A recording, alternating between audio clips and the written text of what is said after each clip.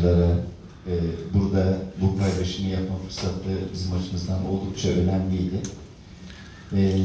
Hani oradan memleketin bu yakasını bir şekliyle okuyorduk, dinliyorduk, buluşuyorduk. Ama bir de buradan gelip burada bu yüreklerle, bu cesur gözlerle, ışıltılı gözlerle buluşmak insana bir kat daha fazla heyecan ve umut aktarıyor. Bu fırsatı verdiğiniz için teşekkür ediyorum. O kadar güzel sözler söylendi. Hani bundan sonra hangi söz söyleyecek derken insanın hakikaten durup düşündüğü bir demdeyim şu anda. Ama bir yerden bir hikayeyle başlamak istiyorum. Bu bizim hikayemiz, aslında hepimizin bildiği bir hikaye. Kurt suyun kenarına gelmiş, orada kuzu da aşağıda suyunu içmekte. Homurdanmaya başlamış. Kuzu sormuş, ya kurt kardeş hayırdır, niye homurdanıyorsun? Suyu bulandırıyorsun demiş. Ya demiş, sen yukarıdasın, ben aşağıdayım. Senin suyunu nasıl bulandıracağım? Ya demiş, bulandırsan da yiyeceğim, bulandırmasan da yiyeceğim. Şimdi arkadaşlar, Türkiye'nin biraz hali pür meali biraz buna benziyor. Birilerinin bir programı var. Burada birçoğumuz bundan 20 yıl öncesini aklı bali bir şekilde değerlendirebilecek durumdayız. 20 yıl önce bu ülke nasıl, ne haldeydi? Ya bu İstanbul'da yaşayanlar tiyatroya gitme sıklıkları neydi? Sanatsal etkinliklere katılma şeyleri neydi? Mahalle baskısı denilen şey var mıydı? Etrafta neleri hissederlerdi? Kentlerin mozaiği böyle miydi? Türkiye temel meseleleri alıp tartıştığı zaman hangi başlıklarda, hangi değer ilişkileriyle tartışıldı? Hani o çok kullandığımız demokrasi kavramı var. Demokrasiyi nereye taşıma gibi bir sevda vardı. Ben hatırlıyorum buranın billboardlarında yüzdeleri. Beraberinde hukuk kavramını çok kullanıyoruz. O nasıldı? Nereden nereye geldik derler. Hani dağcıları çok iyi bilirsiniz. Tırmanmaya bir başladılar mı? Tırmandıklarında böyle adım adım, milim milim yukarıya doğru çıkarlar. Ama eğer orada bir boşalma olacak olursa 100 metre birden, o da eğer emniyet kemerleri varsa aşağıya giderler. 100 günde kazandıklarını bir anda kaybetmişlerdir. Bir toplum eğer demi geldiği zaman, o etkili duruşu gösterdiği zaman ya o uzun zamanları korumuş olursunuz, ama eğer koruyamadığınız vakitte hakikaten çok gerilere gidersiniz. Bugün belki biraz bizim hikayemiz de buna benziyor.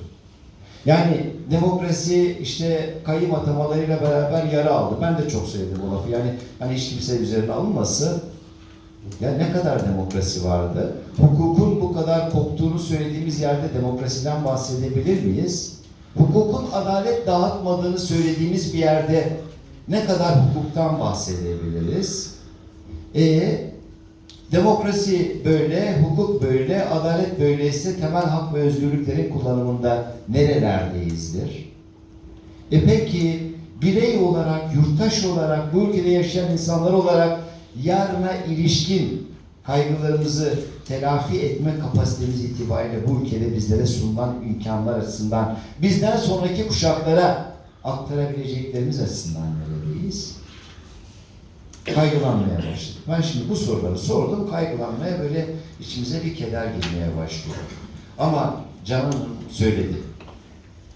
Bir olursak, birlikte olursak bu hikayeyi değiştirme şansımız vardı. Tam da hatırlarsınız arkadaşlar, geçenlerde oldu. 4 artı 2'nin kübü, parantez içinde kübü, 4'ün kübü artı 2'nin kübü metaforunu, bu hekimler zaten çok zeki oluyorlar. Matematikle de araları iyidir üniversite sınavlarından ötürü. Birisinin toplamı 64 artı 8 72 ediyor. Ama 4 artı 2 6'nın kübü 216 ediyor. Demek ki birlikte olmanın sinerjisi hiçbir zaman onun aritmetik toplamı gibi değildir. Şimdi burada farklı yerlerde durabilirsiniz. Farklı siyaset kulvarlarında olabilirsiniz. Farklı ideolojik kaynaklardan beslenmiş olabilirsiniz. Geleceğe ilişkin de şüphesiz ki birbiriyle de aynı olmaması gereken, bakın olması gereken demiyorum. Çoğulculuk, demokratik çoğulculuk ne derseniz, mozaik derseniz deyin, farklı olan düşünüşleriniz de olacaktır, gelecek arayışlarınız da olacaktır. Ama bunların hepsinin de temel bir takım normatifleri olacaktır. Yani şimdi hangi dinde insan öldürmek mübahtır? Ne Hristiyanlıkta, ne Musevilikte, ne öbürsünde insan öldürmek mübah değildir. Haram yemek, bilmem işte mala, cana, bilmem kastetmek, ya nerede kabul? Hiçbirisi de kabul görmez. Sizin hangi dinden olduğunuza da gerek yok. İnsan olma vicdanı zaten size böyle bir hükmü sizin bilincinize yerleştirmiş durumda. Goebbels'in çok hoş bir şeyi var. Yani hoş dediğim tam da bu meseleye çok yakıştığı için hoş olan ama çok böyle ne diyeyim halklar arasında acı bir öyküdür o. Diyor ki eğer diyor muhalifleriniz size diyor bağımsız ve tarafsız hukuktan dem vuracak olurlarsa, bir şeyler söyleyecek olurlarsa onlara tek bir hukuk olduğunu, onun da Hitler'in hukuku olduğunu hatırlatın. Size çok şey gelmedi değil mi? Böyle çok aşina geldi. Bir hukuk var. Adı da hukuk. Ne kerametse. Yani yasalar sistemi desek daha doğru olur. Çünkü hukukun bizim zihnimizdeki karşılığı da başka bir şeydir. Evet yasalar var orada. Her gün de değiştirebiliyorlar. Ama bazen de dönüyorlar. Diyorlar ki biz size sayın kaymakamlar ya oradaki yazılı şeylere de uymak zorunda değilsiniz. Siz uymaksızın da kendiniz bir şey oluşturabilirsiniz. İştahat oluşturabilirsiniz. Kaymakamlarına döndü, kaymakamlar toplantısında söyledi hatırlarsanız. Ne oldu ondan sonra? Her yerde yani çocukların üzerinden geçen askeri araçlardan tutun, Ceylan Okulu işte daha geçen gün tekrar seri devriyesinde anladık. Neler. Şimdi bütün bunlardan sonra bir toplum, yani bu kadar olgun bir toplum, bu kadar kritik bir coğrafyada belki dünyanın uygarlık tarihinin malzumesi durumunda olan bir coğrafyada yaşıyoruz arkadaşlar. Doğu, batı kültürleri dediğimiz, medeniyetleri dediğimiz bileşkenin göbek taşında yaşıyoruz. Bir tarafında Mezopotamya var, bir tarafında Anatolia'sı, Kilikya'sı gidiyor böyle.